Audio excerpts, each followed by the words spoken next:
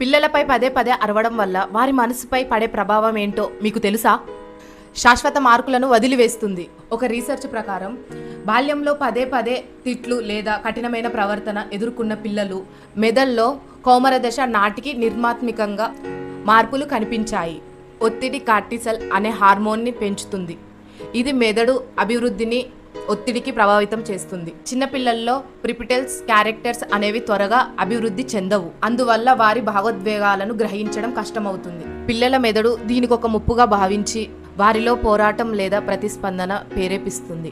వారిలో ప్రమాద శాతం ఎక్కువగా ఉంటుంది. పదే పదే అరవడం వల్ల పిల్లలలో భయం, అభద్రత, ఆత్మవిశ్వాసం తగ్గడం మరియు కుంగుబాటుకు కూడా దారి తీయవచ్చు.